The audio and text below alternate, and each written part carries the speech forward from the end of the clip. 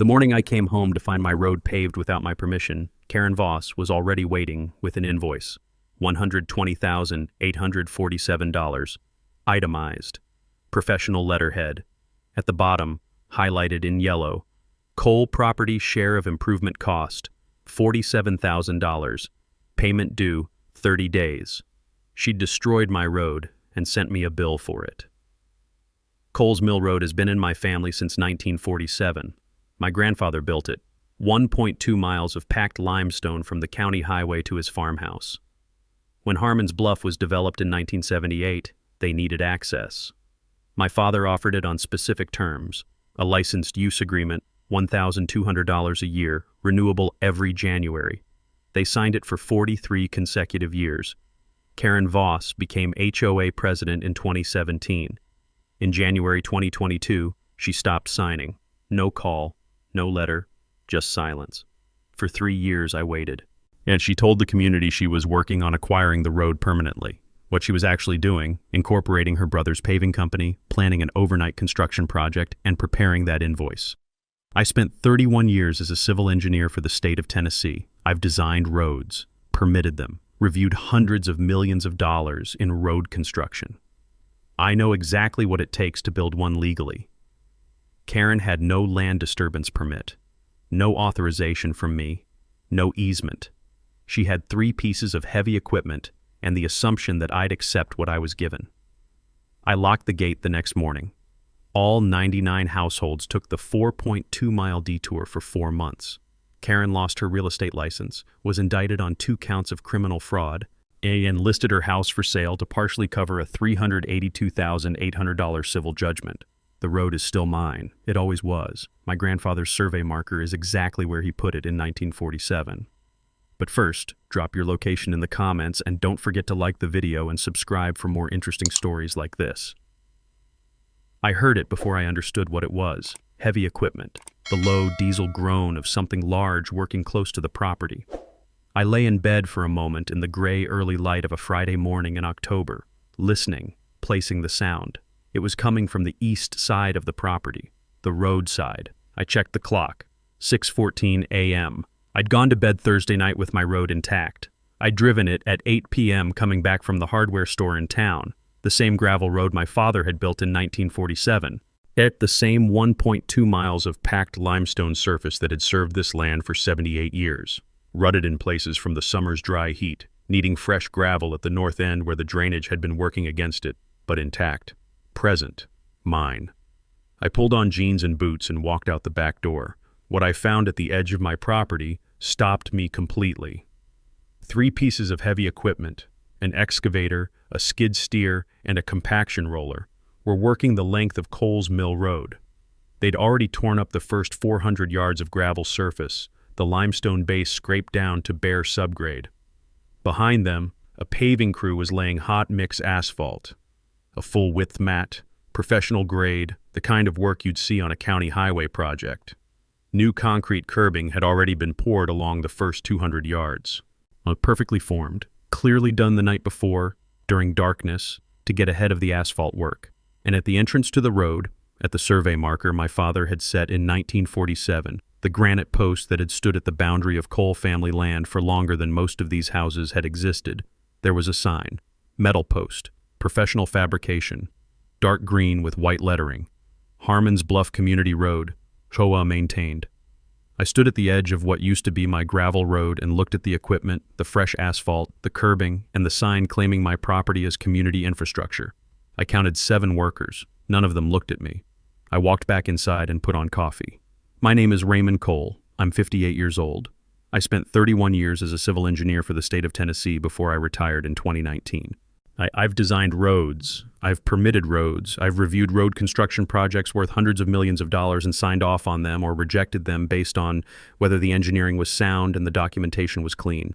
I know exactly what it takes to build a road. I also know exactly what it takes to build one legally.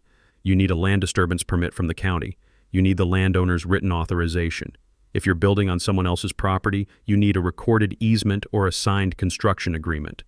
3 pieces of equipment working my private road at 6 a.m. on a Friday morning had none of those things. I knew that before my coffee finished brewing. Coles Mill Road has been in my family since 1947. When my grandfather Raymond Sr. purchased 47 acres in what would eventually become Harmon's Bluff, Tennessee.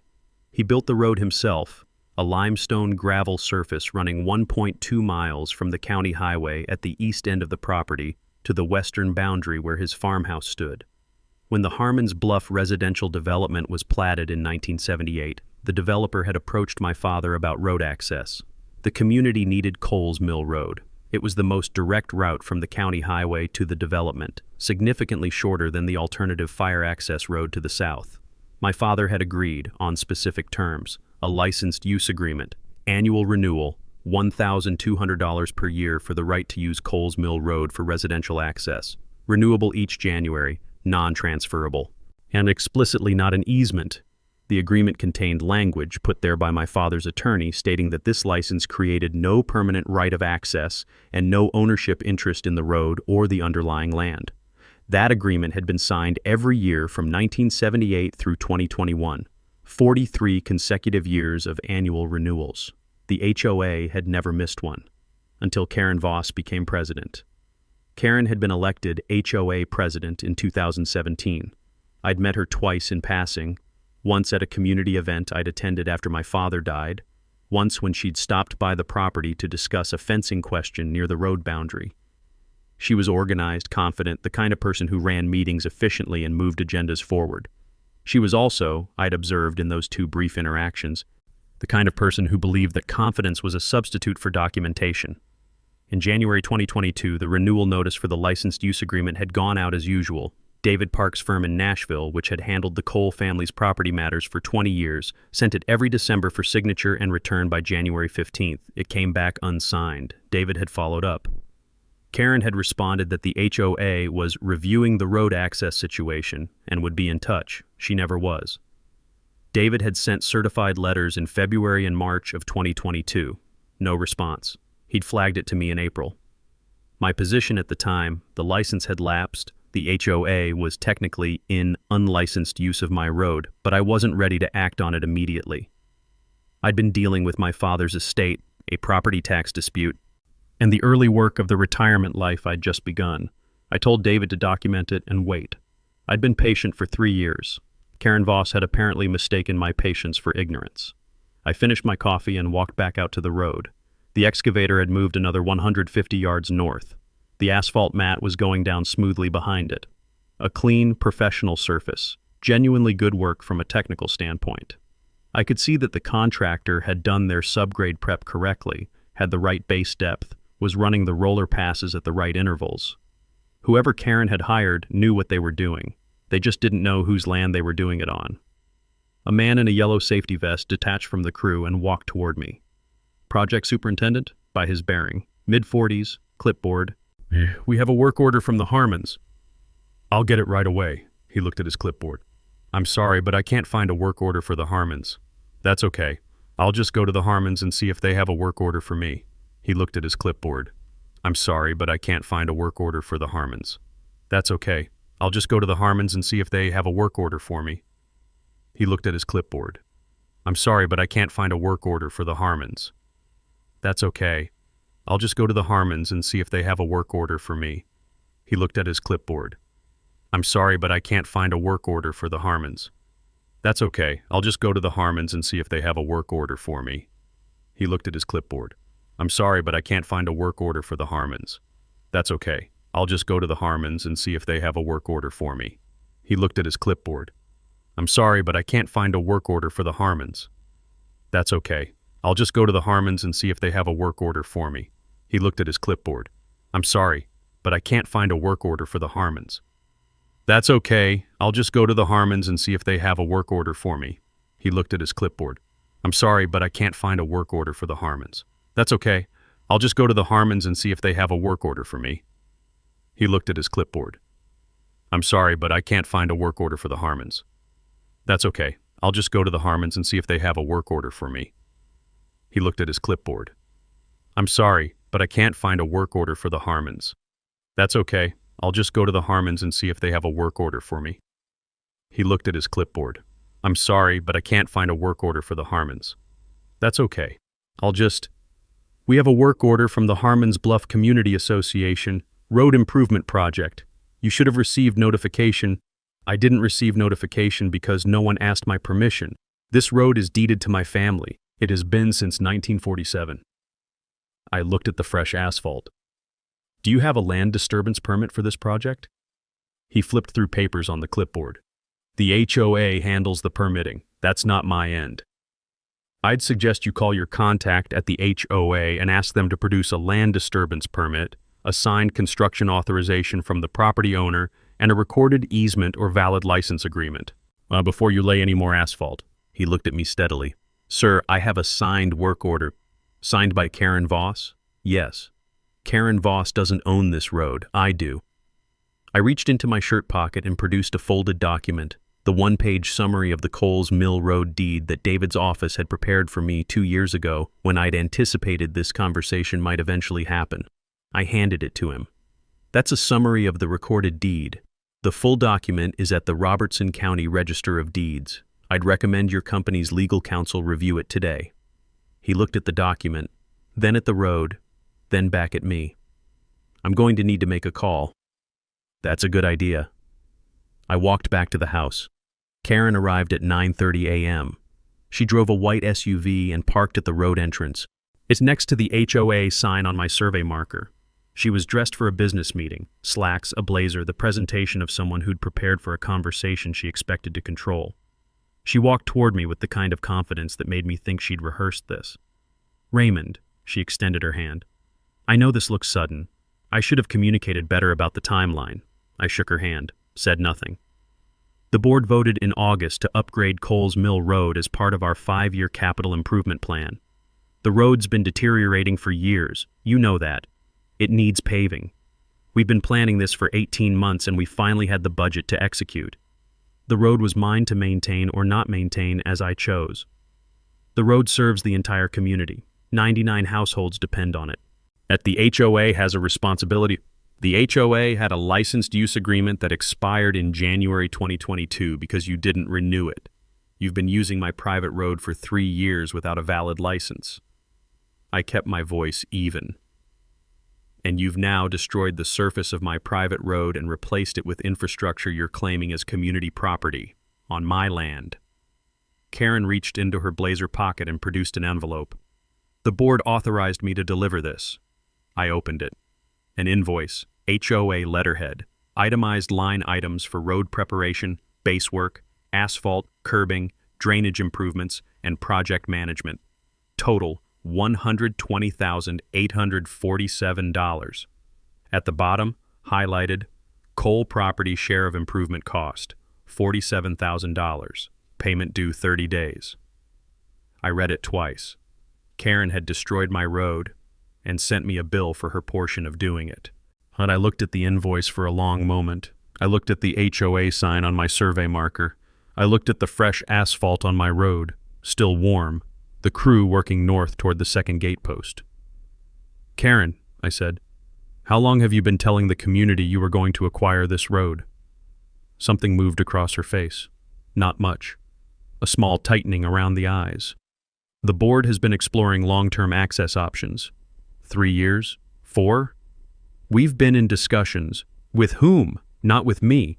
David Park's office sent renewal notices in 2022. You didn't respond.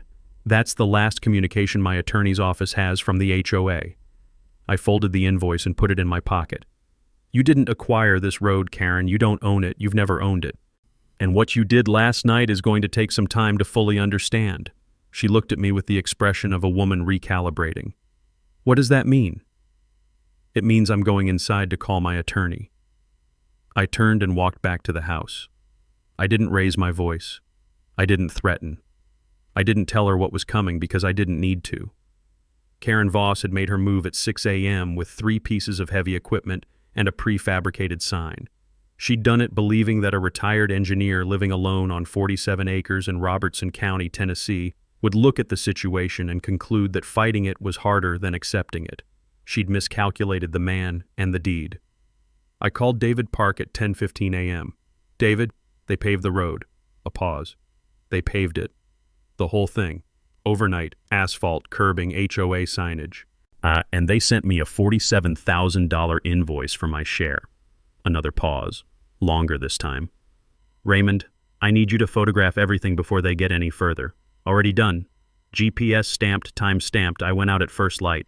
Good. Don't touch the sign. Don't engage the crew again. I'm filing a cease and desist before noon, and I'm pulling the permit records from Robertson County this afternoon.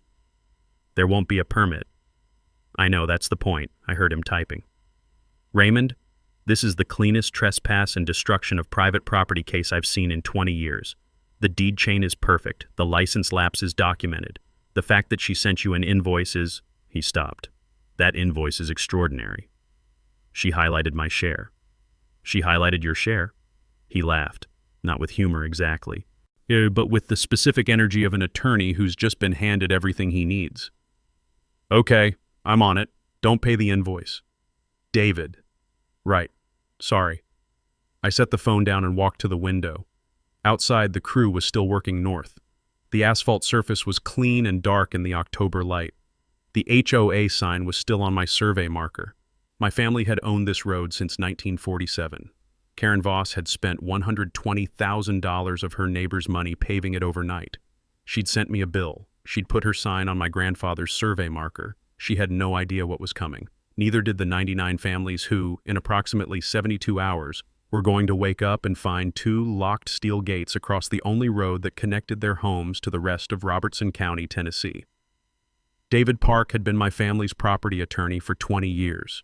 Yet he'd handled my father's estate in 2009. He'd filed the deed transfer that put Coles Mill Road and all 47 acres into my name. He'd drafted the licensed use agreement renewals every December for the 13 years I'd been the owner of record. And he'd documented, carefully and without drama, every step of the HOA's failure to renew beginning in January 2022. David was not a dramatic man. He was methodical, thorough. The kind of attorney who returned calls the same day, kept files in perfect order, and delivered difficult news in plain language without softening it into ambiguity. When he called me back at 4:30 p.m. on that Friday afternoon, his voice had the specific quality of someone who has spent 6 hours reviewing documents and found exactly what he expected to find, and then something better. The deed chain is clean, he said. Cleaner than clean. Your grandfather filed the original in Robertson County in March 1947. Chain of title is unbroken. Grandfather to your father in 1971, father to you in 2009. No gaps, no clouds, no competing claims. Coles Mill Road has been Cole family property for 78 years. I know. I want you to understand the full picture of what that means for Karen's position. She can't argue title. She can't argue color of title. She can't argue anything that touches ownership because the ownership is documented, recorded, and unambiguous. What about her licensed use argument? She told me the HOA has maintained the road for 20 years. That's where it gets interesting. I heard paper moving. I pulled all 43 license agreements from our files going back to 1978. Now, every one of them contains the same provision, paragraph 4, section B. I want to read it to you exactly. Go ahead. This agreement constitutes a license for use only and creates no easement, prescriptive right, ownership interest, or permanent right of access in or to Coles Mill Road or the underlying real property. Licensee acknowledges the exclusive ownership of Coles Mill Road by the Cole family and agrees that continued use of said road under this agreement shall not be construed as adverse, hostile, or under a claim of right. He let that sit for a moment. She signed that language. Every HOA president signed it. Karen Voss signed it in 2018, 2019, 2020, and 2021. I set down my coffee. 4 times. 4 times. In her own hand. Acknowledging your family's exclusive ownership, waiving any claim of adverse or hostile use, and explicitly agreeing that use under the license creates no permanent right of access. This was the thing about my father that I'd always admired most. He'd been a farmer and a contractor, not an attorney, but he'd understood something about land that most people learn too late. The document you sign today is the wall that protects you tomorrow. He'd paid his attorney to put those words in the license agreement in 1978, and he'd made sure they stayed in every renewal for the next 43 years. Karen had signed away the HOA's adverse possession claim 4 times. She just hadn't known it. What does adverse possession require in Tennessee? I asked. It was a question I already knew the answer to, but I wanted to hear David say it for the record. Open, notorious, exclusive, and hostile use for 20 years. The critical word is hostile, meaning under a claim of right without the owner's permission. He paused. The license agreement is the exact opposite of hostile use. It's permissive use, explicitly acknowledged, explicitly licensed. You cannot adversely possess property when your use is licensed by the owner. The moment you sign a license agreement, you've admitted the owner owns it. The adverse possession clock doesn't run. It can't run. So 43 years of license agreements means 43 years of the clock not running. Correct. And 4 years of Karen's own signatures specifically waiving any claim of right. He paused. Raymond, I've been a property attorney for 22 years. This is the most thoroughly self-defeating adverse possession claim I've encountered. I almost smiled. File the demand, I said. David filed it the following Monday morning. 3 pages. Robertson County letterhead. Delivered certified mail to Karen Voss personally and to the Harmons Bluff HOA's registered agent. Item 1. Immediate cessation of all construction activity on Coles Mill Road, which is the private property of Raymond Cole as recorded in Robertson County Register of Deeds. Item 2.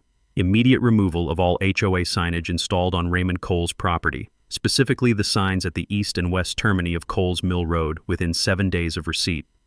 Item 3. Full restoration of Coles Mill Road to its prior condition, gravel surface, limestone base, original drainage configuration, at the HOA's sole expense within 45 days. In the alternative, a cash payment of $120,000 representing the replacement value of the destroyed road surface and the cost of restoration. Item 4.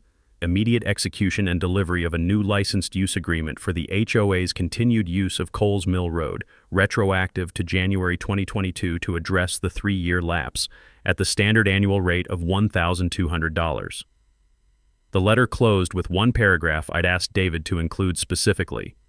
Mr. Cole reserves all rights with respect to the HOA's unlicensed use of his private road since January 2022, and with respect to the criminal trespass and destruction of private property that occurred on or about October 9, 2025. Mr. Cole has not yet determined whether to pursue criminal referral in addition to the civil remedies described above. That last sentence was deliberate, not a threat, a fact. And I hadn't decided yet, but I wanted Karen to understand the full range of the landscape she was standing in. Karen received the demand on Tuesday morning. By Tuesday afternoon, she'd called an emergency board meeting. I know what was said at that meeting because Margaret Okafor, a Harmons Bluff resident who'd introduced herself to me 2 days after the paving incident with an apology and a plate of food, had a friend on the board who gave her a detailed account. Karen's opening position. We have adverse possession rights. We've maintained that road for 20 years. We paved it, we curbed it, we installed drainage. We've put $120,000 into it. That's more than enough to establish our claim. The board had listened. Then the board's vice president, a man named Tom Brierly, had asked the obvious question. Karen, did you consult an attorney before authorizing the paving project? Karen, I consulted with Frank Hartley. Frank Hartley was the HOA's general counsel, a generalist in Clarksville who handled the association's standard disputes. Tom, what did he say? Karen, he said we had a strong position based on long-term use and maintenance. Tom, did he review the license agreements? A pause. He reviewed our use history. Tom, did he review the specific language of the license agreements, the ones Cole's family has been sending us every year since 1978? Another pause. Longer. I'll follow up with him. She followed up the next morning, and Frank Hartley called David Park's office to request copies of the license agreements, a request that told David everything he needed to know about how thoroughly Karen's own attorney had reviewed the situation before advising her. David sent the full set of 43 agreements by email, with a cover note that quoted paragraph 4, section B, verbatim. Hartley called Karen that afternoon. Margaret's friend on the board told her later that the call lasted 11 minutes, that Karen's end of it, audible to the 2 board members sitting in her living room, moved through several distinct emotional registers before settling into something that sounded like controlled fury. Hartley's conclusion, delivered apparently without softening. The adverse possession claim was not viable. The license agreements defeated it categorically. Yet the HOA had no ownership claim to Coles Mill Road. The paving project had been conducted on private property without authorization. The demand for restoration or cash equivalent was legally sound. Karen, then we'll fight it. Hartley, Karen, on what grounds? Karen, Community necessity. That road is the only practical access to 99 homes. Courts protect community access rights. Hartley. Community access rights derive from easements, recorded agreements, or public road status. You have none of those. You had a license agreement. You let it lapse. The court is going to ask exactly the question I'm asking you. Why didn't you renew it? Karen had no clean answer for that, because the real answer, was that she'd let it lapse deliberately. And she'd been telling the community for 3 years that she was working on acquiring the road permanently. Renewing the license every year, paying $1,200, and acknowledging Raymond Cole's ownership in writing was inconsistent with the narrative she'd been building. She'd let it lapse because she'd been planning to claim it. She just hadn't accounted for the 43 signed documents that made that claim impossible. She'll fight it, David told me when he called Thursday evening. I know. Hartley's going to try the community necessity angle, implied easement by prior use maybe. Neither will survive a motion to dismiss, but they'll generate delay and legal costs. How long? If she's aggressive, 6 to 8 months of motions before we get to summary judgment. Maybe longer if she finds a more aggressive litigator. I was quiet for a moment. David, the license has been lapsed for 3 years. Correct. She paved my road without permission. Correct. She sent me a $47,000 invoice. Which is still sitting on your kitchen counter, I assume. I put it in the file. Good place for it. It's going to be a useful exhibit. I looked out the window toward the road. The asphalt surface was dark in the evening light. The HOA sign on my survey marker was still there. David had advised me not to touch it until we had the cease and desist order in hand. Documentation first, action second. My father had taught me that. She let the license lapse, I said. She paved my road. She sent me a bill. David waited. Good. A pause on his end. Raymond, what are you thinking? I was thinking about 2 steel gate posts and a heavy gauge lock. I was thinking about 99 households and 1 road. I was thinking about a woman who'd spent 3 years telling her neighbors she was going to acquire a road she'd never owned, and who'd destroyed my property trying to make that story true. I was thinking about how clearly, how absolutely she had handed me everything I needed. I'm thinking about the gate, I said. David was quiet for a moment, then, the license is lapsed. You have the right. I know. 99 households, Raymond. 99 households whose HOA president destroyed my property and sent me a bill. Those are her constituents. That's her decision to answer for. Another pause. I'll have the cease and desist order by Monday, David said. Gate posts take, 2 days to set in concrete?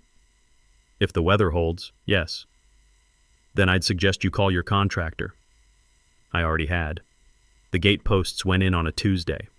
I'd hired a fencing contractor out of Springfield, a man named Cal Briggs who'd done work on my property twice before, who understood what I was asking for and why, and who didn't ask unnecessary questions. 2 posts per gate, 4-inch steel pipe, set 3 feet deep in concrete, positioned at the exact survey boundary points at each end of Coles Mill Road. Cal's crew started at 7 a.m. By 9, the concrete was poured and setting. By noon, the gates were hung. Heavy gauge steel tube frames, each one 12 feet wide, hinged to swing inward and lock with a hardened steel crossbar and a padlock I'd purchased specifically for the purpose. I tested both locks twice. Then I put the keys in my shirt pocket and went inside for lunch. The cease and desist order had arrived Monday afternoon as David promised. Robertson County Circuit Court, Judge Patricia Monroe presiding on the emergency motion. The order required the HOA to remove all signage from Raymond Cole's property within 48 hours and to cease all construction activity on Coles Mill Road immediately pending resolution of the ownership and trespass dispute. The construction crew had packed up and left Monday evening. The HOA signs were still on my survey markers Tuesday morning. Karen had not complied with the 48-hour removal order. I photographed both signs with timestamp documentation and sent the images to David. He filed a contempt motion before noon. I locked the gates at 12:47 p.m. Coles Mill Road. My road, deeded to my family since March of 1947, was closed. The first calls started at 6:15 a.m. Wednesday. Most of them went to Karen. I know this because Margaret Okafor, who had become something of an informal community correspondent in my direction, texted me at 7:30 a.m. Raymond, the neighborhood Facebook group has been going since 5 a.m. Karen is not answering her phone. The ones that reached me directly were the ones Karen couldn't intercept. And the first was a woman named Cheryl Fontaine. She'd found my number through the Robertson County property records, which was the right instinct, and told me something about her. Mr. Cole, my name is Cheryl Fontaine. I live at 14 Harmons Bluff Drive. I have a cardiology appointment in Clarksville at 9 a.m. I drove to the gate at 6:30 this morning and it was locked. I don't know about a detour. I don't know what's happening. Her voice was steady but thin, the voice of someone working hard at calm. Ms. Fontaine, I kept my voice even. The road is my private property. It has been since 1947. The Harmons Bluff HOA held a licensed use agreement for your community's access to this road for 43 years. That license expired in January 2022 when your HOA president chose not to renew it. For 3 years, your community has been using my road without a valid license. Last week, the HOA destroyed the road surface and installed signage claiming it as community property. A silence. I closed the gate this morning to enforce my property rights. I'm sorry for the inconvenience this causes you personally. The detour route is the fire access road on the south boundary of the development. It connects to Route 41 in approximately 4.2 miles. It is passable by standard vehicles. Another silence. When she spoke again, her voice had changed.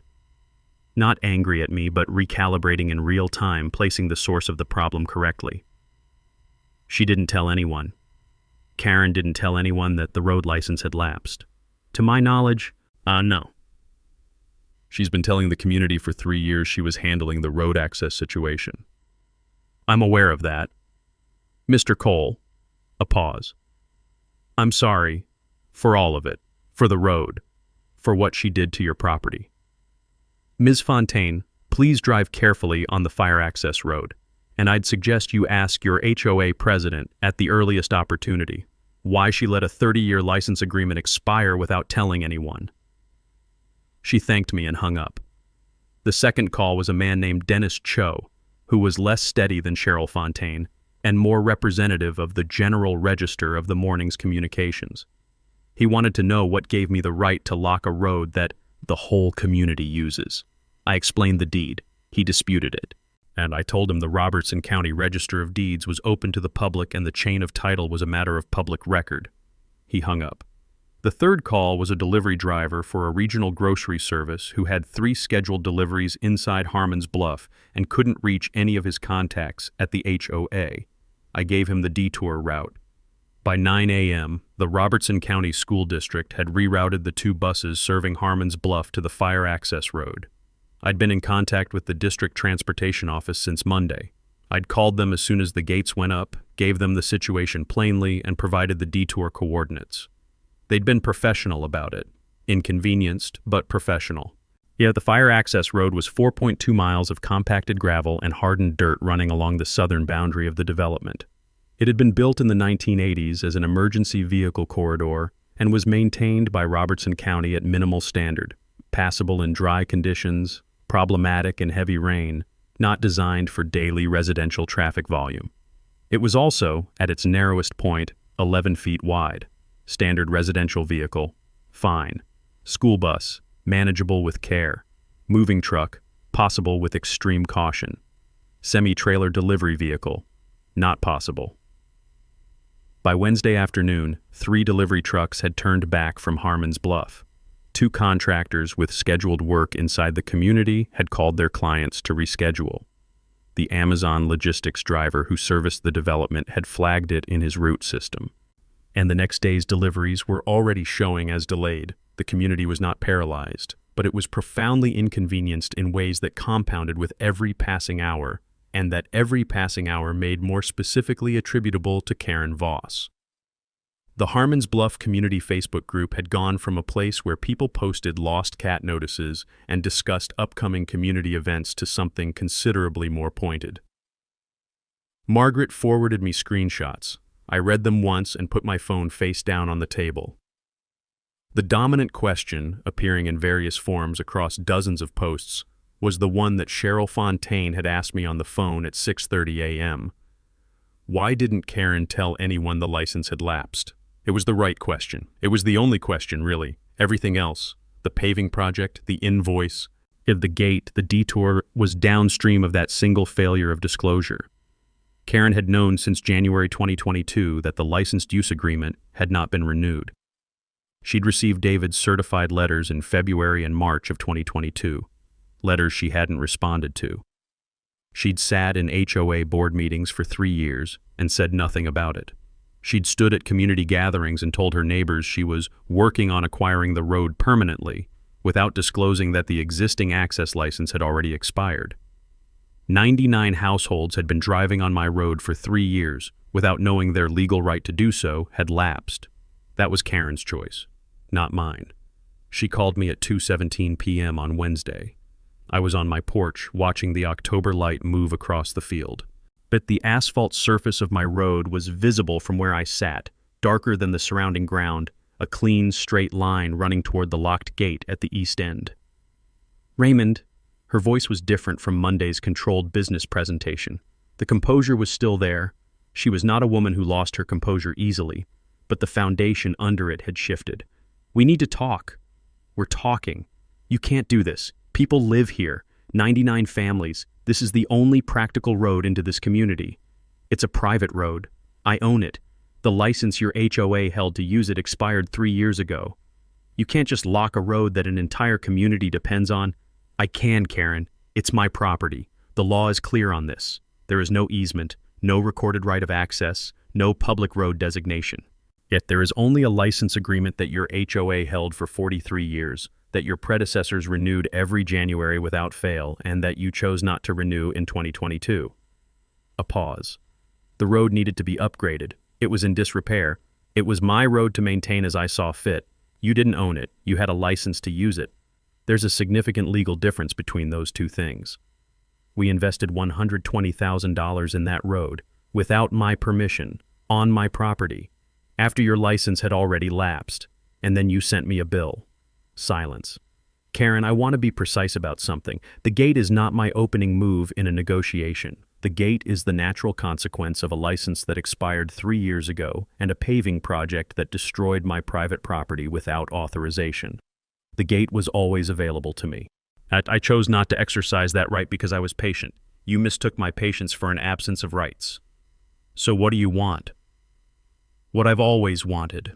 What David's demand letter asked for: removal of your signage from my property, restoration of my road to its prior condition or cash equivalent, and a new license agreement, properly executed, annually renewed, with the acknowledgement language that has been in every agreement since 1978. And the gate? Opens when we have a signed license agreement. That could take weeks to negotiate. It could take less than 24 hours if your board is willing to sign the standard agreement David's office has been sending you every December since 1978. I paused. "The language hasn't changed, Karen. It's the same agreement, the same paragraph 4, section B, that you signed in 2018, 2019, and 2020 and 2021. I'd like your signature on the 2025 version. When I have it, and when your HOA has committed to the restoration or cash settlement, the gate opens."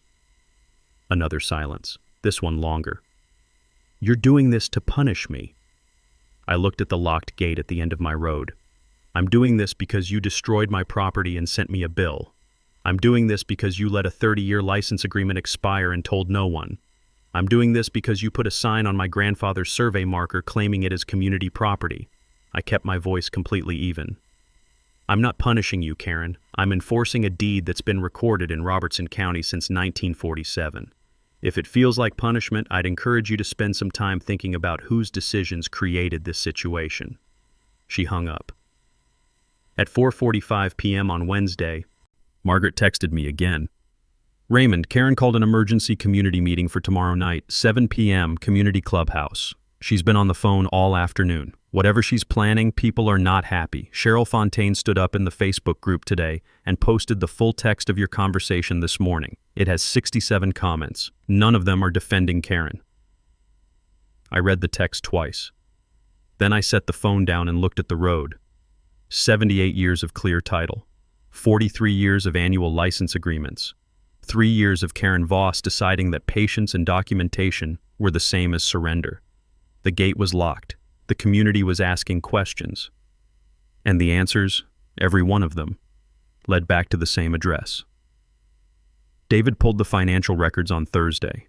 Monday morning, the same day he'd delivered the cease and desist demand, and the HOA's registered agent had complied by Wednesday afternoon, apparently without consulting Karen first. That was the first indication that the board was not unified behind her. The records arrived at David's Nashville office as a thumb drive containing 3 years of budget documents, bank statements, expenditure reports, vendor invoices, and meeting minutes. David's paralegal began the review Wednesday evening. David joined her Thursday morning. He called me at 2 p.m. "Raymond, are you sitting down?" I was standing at my kitchen window. I was watching a red-tailed hawk work the field behind the house. "Go ahead." "The road paving project, $120,847 total, funded entirely from the Capital Improvement Reserve." I assumed. The Capital Improvement Reserve is collected from residents at $1,800 per household per year, specifically designated for community infrastructure, roads, common area maintenance, utility systems, 99 households. That's $178,200 per year going into that fund. And they spent $120,000 of it on a road they didn't own. On a road they didn't own, without a land disturbance permit, without the property owner's permission, and, this is the part I want you to hear carefully, with a vendor arrangement that has some very specific problems. I moved away from the window and sat at the kitchen table. The paving contractor is a company called Voss Premier Paving LLC, registered in Robertson County. David paused. The registered agent for Voss Premier Paving LLC is a man named Daniel Voss, Karen's brother. The kitchen was very quiet. Her brother, younger brother, Daniel Voss, 49, he incorporated Voss Premier Paving in 2021, 4 months before Karen let the license agreement lapse. The company has done 3 projects in Robertson County since incorporation. All 3 were HOA contracts. All 3 were awarded by the Harmons Bluff HOA under Karen's presidency, without competitive bidding. I thought about that timeline. Karen incorporated her brother's paving company in the spring of 2021. She declined to renew the road license in January 2022, and she spent 3 years telling the community she was working on acquiring the road permanently, and then she hired her brother's company to pave it overnight. "There's more," David said. "Tell me." The vendor invoice for the Coles Mill Road project itemizes a line item I want to read to you exactly. Project Management and Site Coordination Services, $14,400. That payment was made by check from the HOA's operating account, separate from the construction contract. The check was not made out to Voss Premier Paving LLC. Who was it made out to? Karen A. Voss. I set down the pen I'd been holding. She paid herself. She paid herself $14,400 from HOA funds as a project management fee on a construction project she authorized, on property she didn't own, using her brother's company, without competitive bidding. David's voice had the quality of a man who'd been doing this for 22 years and still occasionally encountered something that managed to surprise him. It was coded in the accounting as professional services, no board resolution authorizing the payment, no disclosure to the other board members, no disclosure to residents. Did the board know? Based on the meeting minutes, no. The Coles Mill Road project was presented to the board as a single line item. Capital Improvement Project, road resurfacing, $120,847, vendor Voss Premier Paving. The $14,400 management fee payment doesn't appear in the meeting minutes at all. I was quiet for a moment, working through the arithmetic. What else? 2 weeks before the Coles Mill Road project began, Voss Premier Paving performed a driveway resurfacing at 8 Harmons Bluff Circle. Karen's address? Karen's address. The invoice is $8,200 for driveway removal, base prep, and asphalt resurfacing, paid from the HOA's operating account. Coded as... He paused, and I could hear the specific restraint of an attorney who'd learned not to editorialize in initial briefings but was finding it difficult. Coded as access road maintenance. She had her own driveway repaved with community funds. 2 weeks before the community's road project, by her brother's company, coded as road maintenance. He paused. Raymond, that's $22,600 in HOA funds spent on or directly benefiting Karen Voss through the road project alone. But there's a third element. Go ahead. I ran the meeting minutes against the board's authorized actions for the past 3 years. In the 2024 budget cycle, there's a reference to ongoing discussions with Meridian Residential Partners regarding community development options. One line, no elaboration. I pulled Meridian Residential Partners from the Tennessee Secretary of State. They're a mid-size residential developer out of Brentwood, active in Robertson and Sumner counties. What's the connection to Karen? I called a contact at the county planning office. Meridian Residential Partners filed a preliminary development inquiry in March 2024 regarding a 14-acre parcel in the Harmon's Bluff Common areas, the open field on the north side of the development. An inquiry was filed in Karen's name as community representative. I stood up from the table. She was trying to sell common area land to a developer. Without board authorization, without community vote, without any recorded authority to act as the HOA's representative in a land transaction. The inquiry went nowhere. Meridian apparently had concerns about the approval process, but not before Karen had been paid a $22,000 consulting fee by Meridian Residential Partners for her services in facilitating the inquiry. I walked to the window. She was selling land she didn't own to a developer, collecting a consulting fee and never disclosing any of it to her board or the community. Correct. David, I kept my voice even. Added up. $14,400 project management fee from HOA funds paid to herself. A $8,200 driveway resurfacing from HOA funds coded as road maintenance. $22,000 consulting fee from Meridian Residential, undisclosed. Total direct financial benefit to Karen Voss from undisclosed arrangements, $44,600. Not $36,400 as I'd initially estimated. Worse.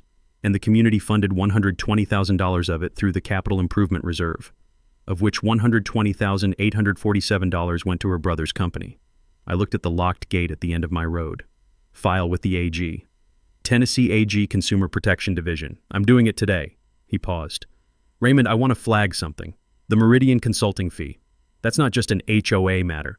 That's a real estate agent receiving undisclosed compensation in connection with a property transaction involving property she was purporting to represent. Initially, Karen holds a Tennessee real estate license, the Real Estate Commission. I'll copy them on the filing. Do it. David filed the AG complaint on Thursday afternoon, the same day the community meeting was scheduled at the Harmon's Bluff Clubhouse. I didn't attend the meeting. I hadn't been invited and didn't need to be there. But Margaret went, and she texted me updates from the parking lot when the signal was good enough. The meeting opened with Karen presenting what she'd apparently framed as the road dispute situation, a property disagreement with a neighbor being handled through the proper legal channels, expected to be resolved shortly. Tom Brierly had let her finish. Then he'd asked her, in front of the full community, to explain the $14,400 management fee payment. He had Margaret's text at 7:43 p.m. Tom Brierly just asked Karen about a $14,400 payment made out to her personally from HOA funds. Karen's face went white. Half the room is standing up. 7:51 p.m. Karen says the management fee was standard practice for complex projects. Tom asked her to show him the board resolution authorizing it. She can't. 8:02 p.m. Someone in the back just asked about Voss Premier Paving and whether Daniel Voss is Karen's brother. Karen is saying that the competitive bidding process was appropriately waived. Tom is asking who authorized the waiver. 8:14 p.m. Board member Linda Marsh just stood up and said she had no knowledge of the management fee, no knowledge that the paving vendor was Karen's brother's company, and no knowledge of any Meridian developer discussions. She said she's calling David Park's office tomorrow morning, second board member nodding next to her. 8:19 p.m. Karen just tried to redirect to the gate. Someone in the front row said, "The gate is your fault, Karen." Room agreed. 8:31 p.m. Meeting over. Karen left through the side door. Tom Brierly stayed and talked to residents for 45 minutes. Tom Brierly called David's office Friday morning. Linda Marsh called 20 minutes later. A third board member, James Culpepper, called that afternoon. 3 of the 5 board members wanted to cooperate with the investigation. They had no knowledge of the management fee, no knowledge of the vendor relationship, no knowledge of the Meridian consulting arrangement. And they'd voted for the road project based on Karen's representation that it was a standard capital improvement with a vetted contractor. They hadn't known the contractor was her brother. They hadn't known she'd paid herself. David took all 3 calls. The 2 remaining board members, both of whom had served since Karen's first term in 2017 and had, in the financial records, approved several of the relevant expenditures, did not call. The board had fractured exactly as financial exposure usually fractured boards, along the line between those who'd known and those who hadn't. On Friday evening, I was sitting on my porch when Margaret called instead of texting. "Raymond, I want to tell you something." "Go ahead." "When Karen paved that road, most of us assumed it was a good thing.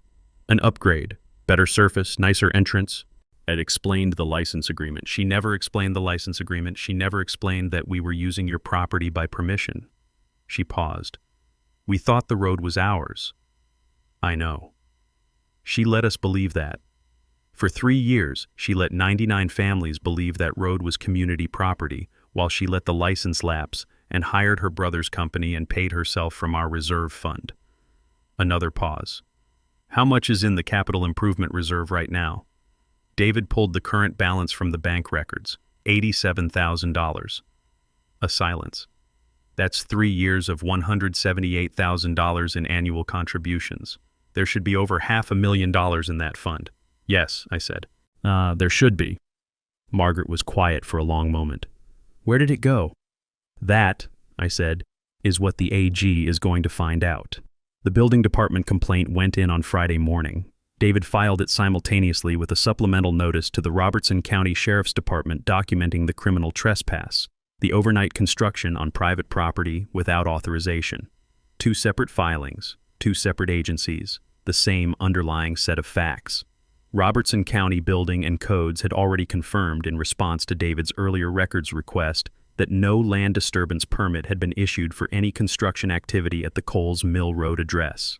That confirmation was now Exhibit A in the building department complaint. The complaint itself was straightforward. A licensed contractor, Voss Premier Paving LLC, had performed land disturbance and paving work on private property without a permit, without the property owner's authorization, and without any recorded easement or construction agreement entitling them to work on that land. The work had altered the surface grade, changed the drainage configuration, and permanently destroyed the existing road surface across 1.2 miles of private property. Robertson County Code requires a land disturbance permit for any grading, excavation, or paving affecting more than 10,000 square feet. Coles Mill Road was approximately 31,000 square feet of surface area. The violation was not technical. It was not a paperwork oversight. It was a complete absence of the most fundamental authorization required before a contractor touches someone else's land. The county inspector arrived at the site on Monday. He walked the full 1.2 miles.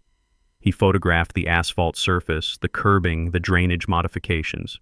He reviewed the survey markers at both ends, including the survey marker where the HOA sign was still posted in violation of the cease and desist order, which David had now incorporated into the contempt motion before Judge Monroe. The inspector's report was filed Tuesday morning. 2 citations. The first was issued to Voss Premier Paving LLC, unpermitted land disturbance work on private property, Class C violation under Robertson County Code. It was civil penalty of $8,400 plus mandatory stop work order. The second was issued to the Harmons Bluff Community Association, authorizing and funding unpermitted construction on private property not owned by the association, Class C violation, civil penalty of $8,400. Both citations included the same mandatory order. The unpermitted improvements must be removed or the property restored to its pre-construction condition within 90 days, or the citations would be elevated to Class A violations with daily accruing penalties. The county, in other words, was now ordering the HOA to do what David's demand letter had asked them to do 6 weeks earlier: remove the asphalt, restore my road. David called me Tuesday afternoon with the citation details. "The county order gives us something important in the civil suit," he said. "It's an official governmental finding that the construction was unauthorized and must be remediated. That eliminates any argument Karen might make that the paving was a good faith community improvement. The county has now formally declared it an unpermitted trespass. Does it accelerate the timeline? It makes the summary judgment motion stronger. We can argue that the county's finding, combined with the deed documentation and the license lapse, leaves no genuine issue of material fact. There's nothing for a jury to decide. The facts are established and uncontested. When do you file the civil suit? Thursday. I want the county citations in hand and recorded before we file so we can reference them in the complaint. David filed in Robertson County Circuit Court on Thursday, October 30th. The complaint was 41 pages. 4 counts. Count 1, criminal trespass and destruction of private property. The HOA, acting through Karen Voss as president, had authorized a contractor to perform construction work on Raymond Cole's private property without his knowledge, authorization, or consent. The construction had destroyed the existing road surface, a gravel and limestone road built by Raymond's grandfather in 1947 and maintained by the Cole family for 78 years. Replacement value of the destroyed surface and restoration cost, $120,000. Count 2, 3 years of unlicensed use. The HOA's licensed use agreement had expired January 2022. From January 2022 through October 2025, 99 households had used Raymond Cole's private road without a valid license. The standard annual license fee was $1,200. And 3 years and 10 months of unlicensed use at the prorated license fee, $4,600. David had rounded up slightly from my original estimate to account for the partial year. Count 3, punitive damages for willful and wanton destruction of private property. This was the count that would get Karen's attention. Tennessee law allows punitive damages when a defendant acts intentionally, fraudulently, maliciously, or recklessly. The complaint documented the full pattern. Karen had let the license lapse deliberately, had incorporated her brother's paving company 4 months before the lapse, had spent 3 years representing to the community that she was acquiring the road while taking no legal steps to do so, had authorized an overnight construction project specifically designed to present the property owner with a fait accompli, and it had sent the property owner a $47,000 invoice for the cost of destroying his own road. That was not negligence. That was not a mistake.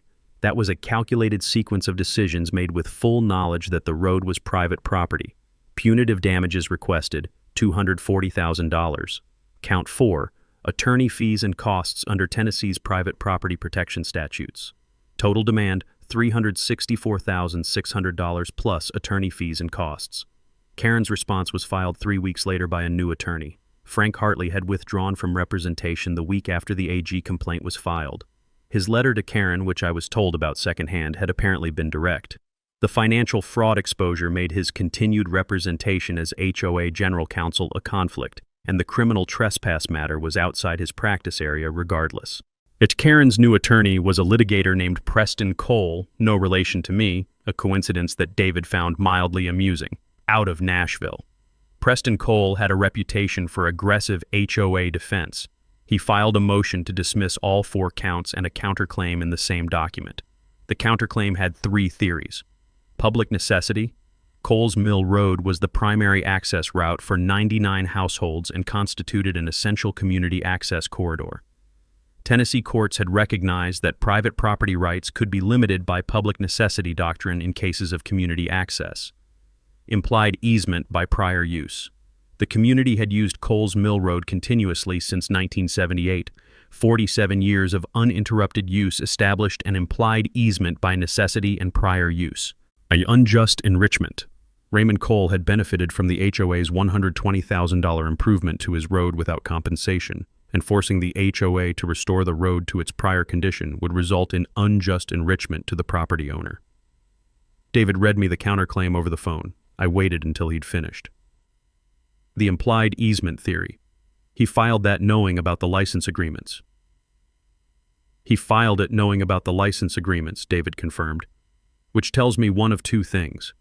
Either Preston Cole hasn't fully reviewed the license agreement language, or he reviewed it and filed anyway because he needs something in the counterclaim to generate delay.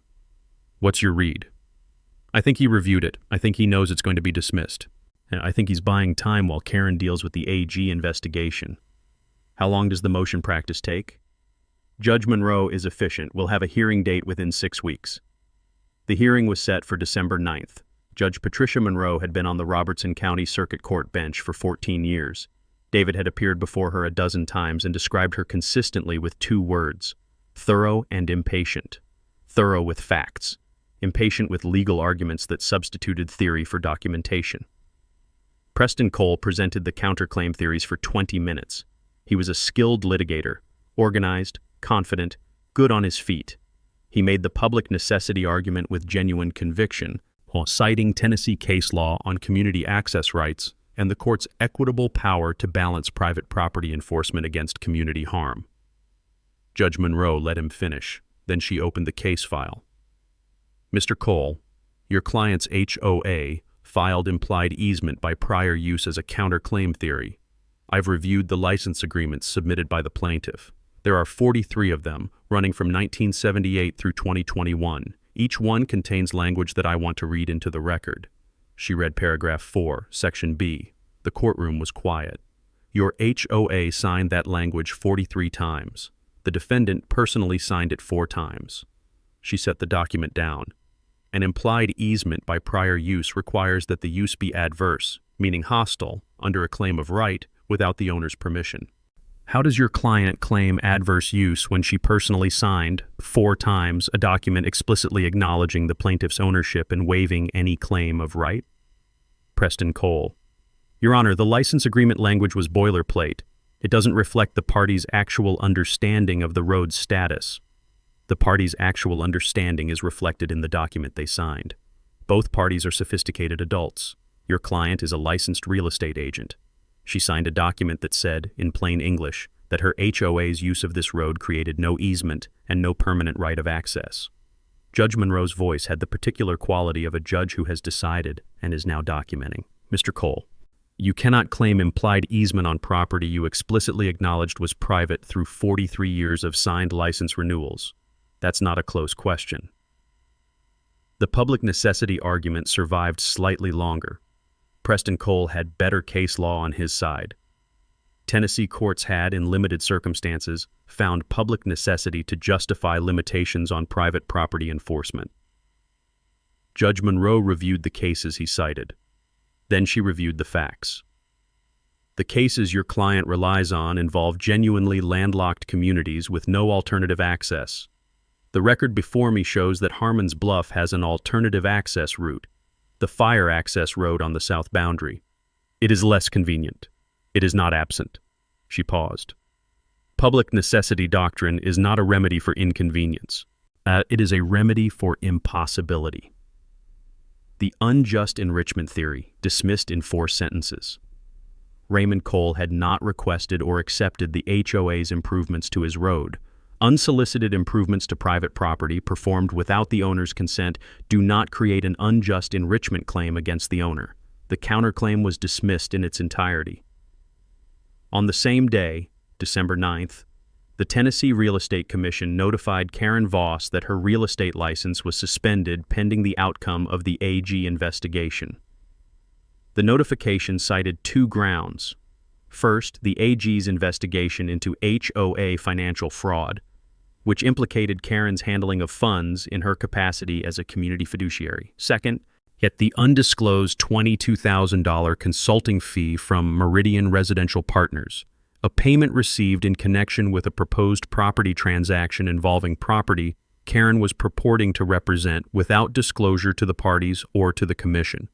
Under Tennessee real estate law, a licensee who receives undisclosed compensation in connection with a property transaction is subject to license suspension or revocation. Karen's license was suspended effective December 9th, 2025.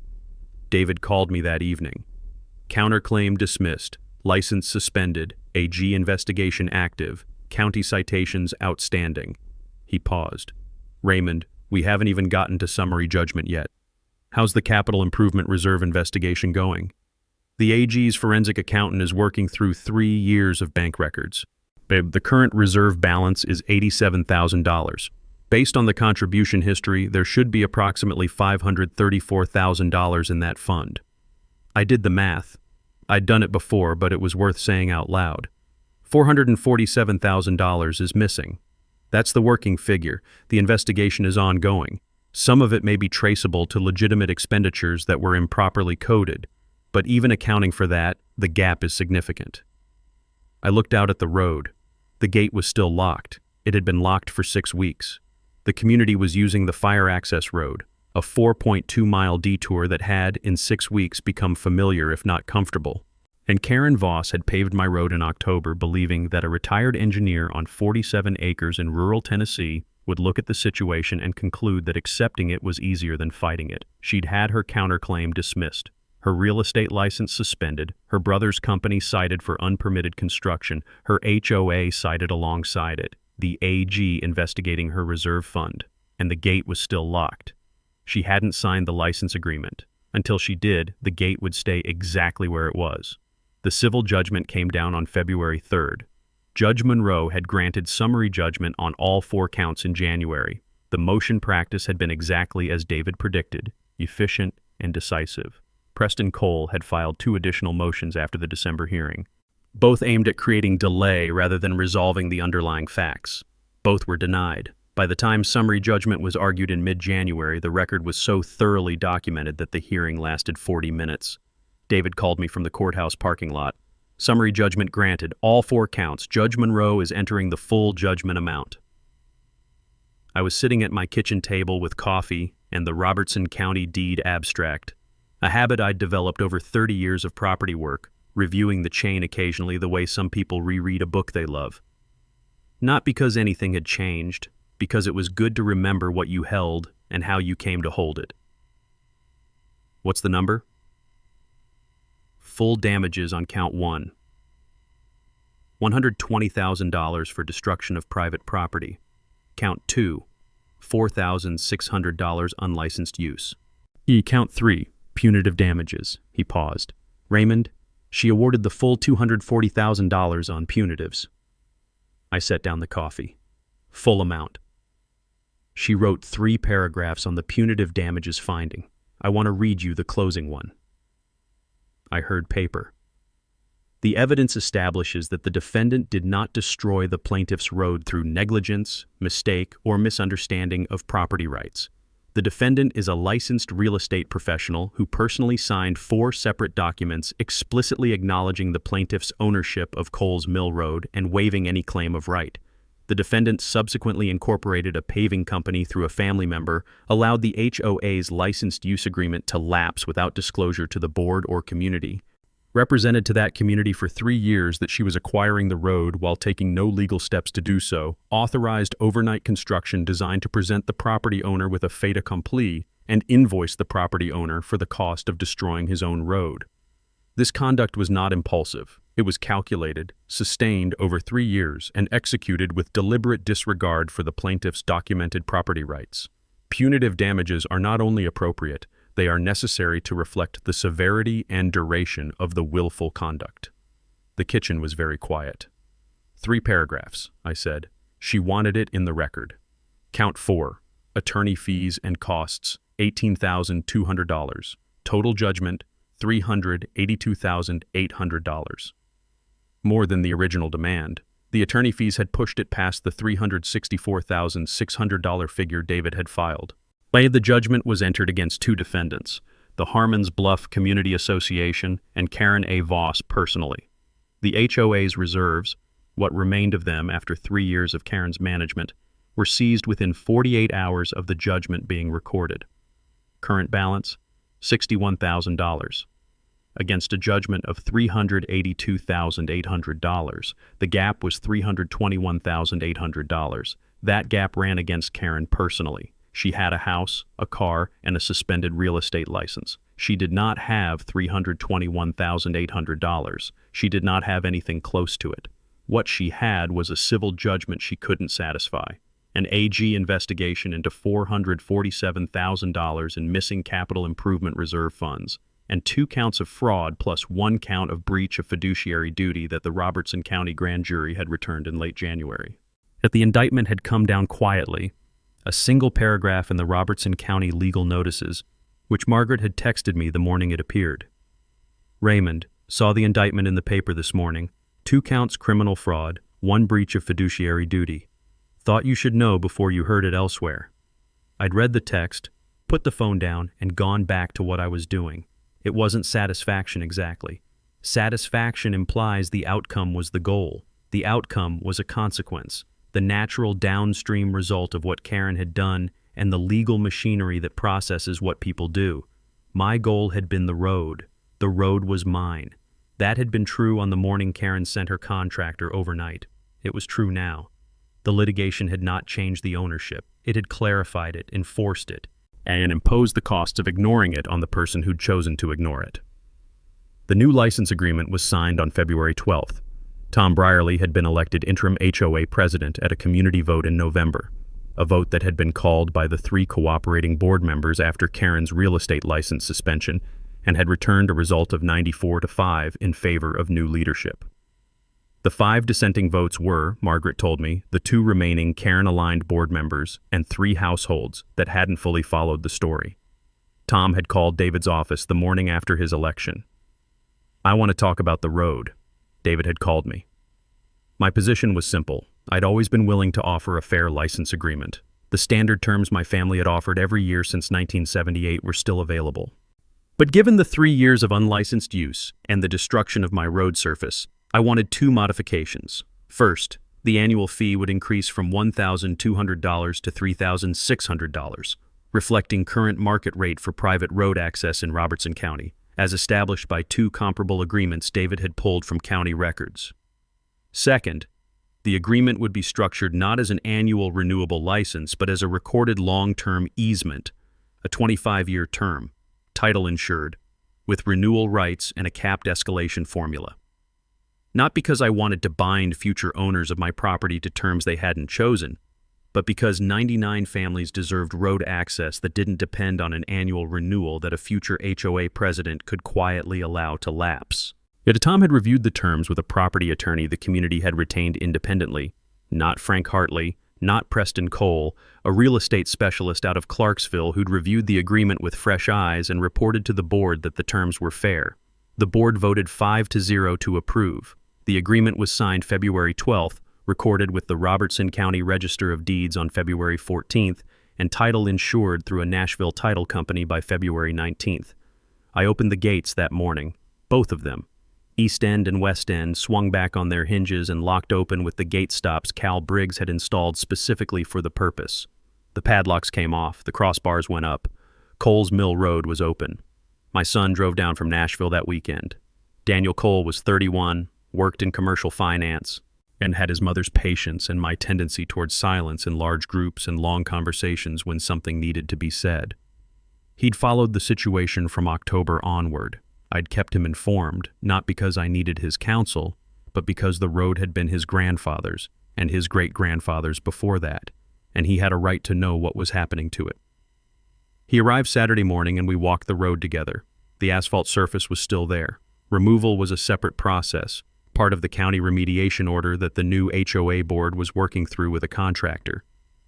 The HOA signage was gone, pulled down the same week the cease and desist contempt order had been enforced in November. My grandfather's survey marker, the granite post, 4 inches square and 18 inches tall, as set in 1947, was visible at the east entrance, exactly where it had always been. We walked to it and stood there for a moment. The morning was cold.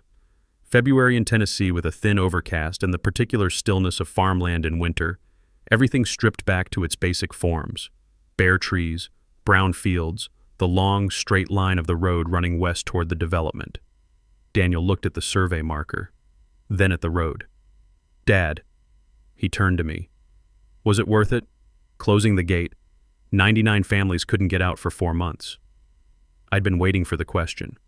Not from Daniel specifically, from anyone who'd followed the story and arrived at the same reasonable place a reasonable person arrives. The gate had caused real hardship for people who hadn't caused real harm. "The gate was never the point," I said. "Oh, then what was the point?" "The point was that Karen Voss destroyed my road, sent me a bill, and assumed I'd pay it." I looked at the survey marker, my grandfather's granite post, unchanged since 1947. The gate was a question, the only question I had. Whether Karen Voss, given the full consequences of her choices made visible, would acknowledge that this road belonged to my family and sign an agreement saying so. And her answer told you what? Her answer told me she wouldn't. Not without the gate. Not without the judgment. Not without the indictment. I paused. Some people will respect a deed because it's right. Some people will respect a deed because the cost of not respecting it becomes undeniable. Karen was the second kind. Daniel was quiet for a moment. Did she ever, at any point, just acknowledge it? Had the ownership? She signed the license agreement 4 times, 2018, 2019, 2020, 2021. 4 times she put her name on a document that said, "This road belonged to my family." I looked west down the road. She knew. She'd always known. She just decided that if she acted like it wasn't true for long enough, it would stop being true. That's not how deeds work. No, I said. It isn't. We stood at the survey marker for another minute. Did she? Daniel asked. Did she what? Eventually respect it. I looked at the granite post my grandfather had set 78 years ago, the road my family had built, the 47 acres that had passed from hand to hand through 3 generations without a gap in the chain, without a cloud on the title, without a single year when it had been anything other than exactly what the deed said it was. Eventually, I said. We walked back to the house. The civil judgment of $382,800 remained partially unsatisfied. The HOA's $61,000 in seized reserves had been applied. Karen's personal assets, her house, her vehicle, her remaining financial accounts, were subject to collection proceedings. Her house had been listed for sale in late February. The AG's investigation into the missing capital improvement reserves was ongoing. The working figure was $447,000 unaccounted for across 3 years. The forensic accountant had traced approximately $180,000 to documented but improperly authorized expenditures. The remaining $267,000 was still being traced. The criminal trial was set for September. Now, Tom Brierley's board had filed a separate civil suit against Karen and the 2 remaining allied board members for breach of fiduciary duty, the community's own action, independent of mine, seeking recovery of the misappropriated reserve funds on behalf of the 99 households whose money had been taken. The remediation contractor was scheduled to begin road restoration in April. Weather permitting, the asphalt would come out, the limestone base would be restored, and Coles Mill Road would look the way it had looked for 78 years before Karen Voss sent her crew overnight in October. My grandfather had built this road with his own hands in 1947. He'd built it to serve his land, to connect his property to the county highway, to make the 47 acres he'd purchased workable and accessible. Yet he'd been generous with it. He'd offered it to the development in 1978 at a fair price, had maintained the agreement honestly for 33 years before my father inherited it, and I inherited it from him. The deed had always been clear. Karen Voss had spent 3 years deciding that clarity was negotiable. She'd found out that 78 years of recorded title is not something you negotiate away overnight with 3 pieces of heavy equipment and a prefabricated sign. The gate was open. The road was mine. The survey marker was exactly where my grandfather had put it. Nothing about any of that had ever changed.